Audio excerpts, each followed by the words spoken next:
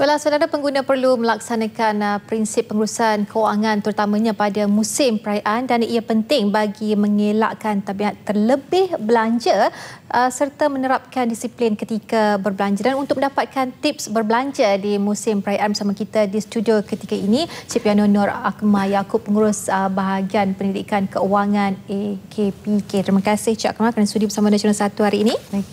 Baiklah, Cik Akmal, rasanya umum sudah mengetahui bahawa lagi 2 minggu kita bakal menyambut Syawal dan tentunya banyak persiapan kini dalam dalam proses untuk menyambut kedatangan Syawal. Jadi mungkin sedikit daripada Cik Akmal tips yang boleh AKPK kongsi mengenai cara terbaik untuk berbelanja di waktu musim perayaan agar bila habis saja tamat perayaan kita tidak akan dibebani oleh sebarang hutang. Ya, Miza, perayaan yang kita akan sambut tak lama lagi ini bukanlah satu perayaan yang kata terkejut. Kita sudah dah duga dah perayaan ni. Kita dah tahu pasal perayaan ini mungkin Disember 2013. Kita dah tahu bila rayanya 2014. Tapi mengapa rasanya macam rakyat Malaysia ni dia rasa terkejut, macam dia terkejut ada perayaan. Jadi dia punya perbelanjaan tu agak berlebihan. Jadi kalau kita dah tahu, jadi kita mesti ada persediaan awal. Tahun lalu mungkin kita dah buat persediaan. Sebab kalau kita tengok tadi, apa dia kos perbelanjaan yang paling besar sekali? Macam Miza misalnya, apa perbelanjaan dalam raya ni apa yang paling besar? Mungkin pakaian lah kot. Pakaian ada anak dan sebagainya. Dan mungkin pakaian tu kalau boleh orang kata jahit sendiri. Kalau yang nak baru misalnya, baru adakah ia semestinya mahal? Tak payah mahal lah kot. Ataupun kita nak buat tempahan, janganlah buat tempahan lagi 2 minggu nak raya baru nak tempah. Amatlah susah, amatlah mahal. Jadi kalau ada yang pandai menjahit, misalnya bukan saja you boleh menjimatkan, you boleh jahit untuk orang lain pula lagi. Menambahkan pendapatan. Menambahkan pendapatan. I think, dan lagi satu, kos yang kedua ialah kuih raya. Itu pun kalau boleh, ada orang tu kalau kita ni bulan puasa ni, bila beli kuih itu boleh berlebihan sebab kelaparan agaknya kan. Jadi sepatutnya kadang-kadang banyak yang berlebihan. Okey, kalau pandai buat sendiri buatlah. Tapi ada juga kalau boleh macam kita adik-beradik ramai nak balik kampung, kita berkongsilah kuih raya. You beli kuih apa. Dan takutlah semua orang beli tak nenas misalnya. Dia balik kampung semua buat tak nenas dan sebagainya kan. Yang ketiga, ada orang banyak sibuk tentang perabot ni. Ada yang tukar kursi lah, tukar cushion. Mungkin kita tak payah tukar lah kot kalau tak ada bajet lah. Kalau ada bajet silakan. Kalau tak perlu ditukar, kita lap-lap aja ke atau varnish ke apa supaya ni kan kita nampak cantik. Ataupun kita tukar posisi kursi tu ngadap situ, ngadap sini ke. Jadi kalau orang nampak lain sikit kan. Yang itulah perbelanjaan dia. Yang terusnya kami nak cakap pasal ada orang buat langsir baru dan sebagainya. Mungkin ada lagi langsir yang lama-lama yang orang tak pernah nampak tu kan. Jadi basuh ke, cuci ke, dan pasanglah yang baru. Jadi tak payahlah kita mesti tahu apa yang kita boleh belanja dan apa yang tak boleh belanja. Mana keperluan, mana kehendak untuk raya ni. Sebab ini adalah perancangan kewangan yang sudah diduga, bukannya keadaan tidak diduga orang kata. Jadi mungkin saya rasa orang ramai sekarang ni lebih bijak merancang. Rasanya sekarang ni tiada lagi yang orang kata beli perabot baru ataupun langsir baru ataupun sofa baru dan sebagainya. Tetapi saya tertarik bila Cik Akmal mengatakan tadi perbelanjaan kita dah tahu perayaan tu daripada tahun lepas. Untuk tahun depan tarikhnya dan sebagainya. Tetapi saya tak dapat nafikan ada setengah tu dia dah rancang. Okey, tahun ni kuih ada 10 jenis. Tiba-tiba ada fashion baru, jenis baru. Mungkin orang kata masa tu kita terjebak untuk membeli kuih yang tak sepatutnya kita beli ataupun dah kita bajet pada awalnya. Jadi itu mungkin menyebabkan perbelanjaan kita agak bertambah.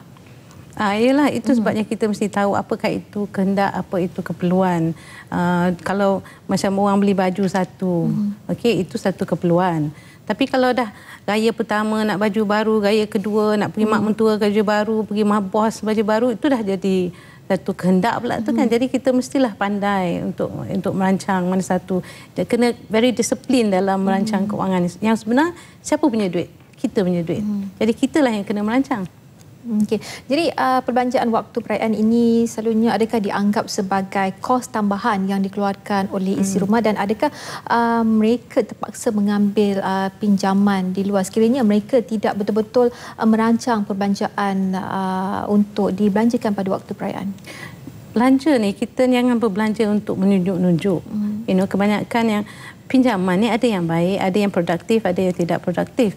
Dan kami klasifikasikan pinjaman untuk beraya ni satu pinjaman yang tidak produktif. Sebab nanti sebabkan satu hari punya kegembiraan, pembayarannya mungkin 10 tahun. Yang benar gembira dia satu hari je.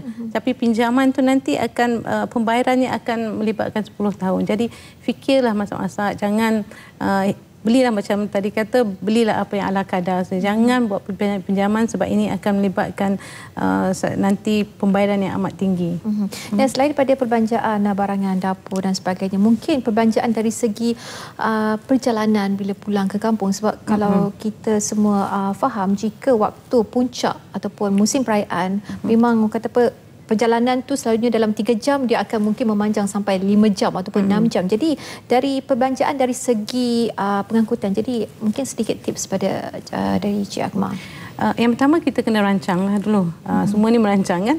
Kita rancang, mungkin kalau kita tak nak yang kena jam satu, kita balik awal, itu kalau boleh. Kalau yang tak boleh tu kita berkongsi. Adik-beradik naik, ataupun sewalah, kita besar sikit, jadi adik-beradik semua kongsi dengan kos tu, kos pengangkutan tu, jadi boleh berkongsi bersama. Dan itulah kita kena buatlah perancangan betul-betul.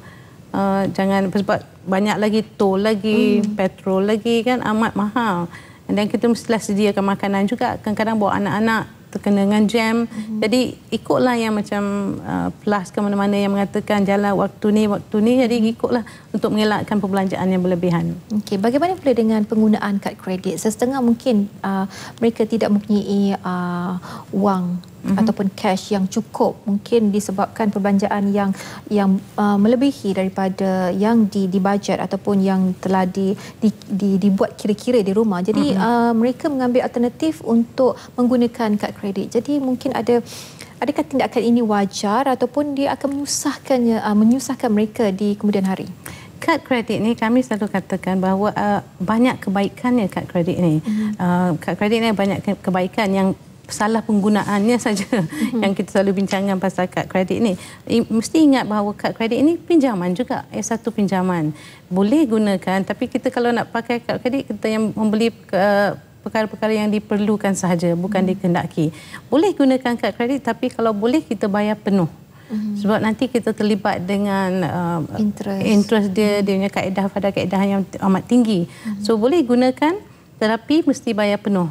Kalau tak dapat bayar penuh pun jangan bayar minimum, kena bayar lebih daripada minimum supaya pendek lagi pembayaran. Jadi kalau bolehlah, kalau tidak, kalau perkara itu perbelanjaan itu secara kehendak, janganlah menggunakan. Tidak mustahak. Tidak mustahak, jangan gunakan kad kredit. Pakai cash pun bagus juga. Baiklah, kerajaan minggu lalu telah mengumumkan bantuan khas keuangan sempena persiapan Aidilfitri, iaitu berjumlah RM500 kepada kaki tangan awam, dan ini merupakan adalah berita gembira bagi kami di kaki tangan awam. Jadi apakah nasihat AKPK bagi mereka yang menerima bantuan ini? Seperti yang kami katakan tadi, bahawa sepatutnya sudah ada simpanan terlebih dahulu, sudah ada perancangan. Jadi 500 ni sebagai bonus. Actually sebab nama pun bonus. Jadi kalau nak gunakan tu, gunalah secara berjimat cermat. Tapi kami kalau boleh yang 500 tadi kita bahagikan kepada 3 lah. 1/3 kita belanja, 1/3 kita simpan. Agaknya 1/3 kita nak buat apa, Miza? Kalau saya mungkin sedekah. Alhamdulillah, memang betul, itulah jawapannya yang sebenar. So kita kita 1/3 kita belanja, 1/3 kita simpan, dan 1/3 kita sedekahkan. InsyaAllah kita dapat lagi barakah dunia dan akhirat ya. Okey, baiklah, rasanya itu saja masa yang kita ada pada hari ini kerana sudi bersama kami di Nasional 1. Itu dia tadi Cik Piano Nur Akmal Yaakob, pengurus bahagian pendidikan keuangan AKPK. Baiklah saudara, kita akan berhenti berehat dan kita akan kembali selepas ini.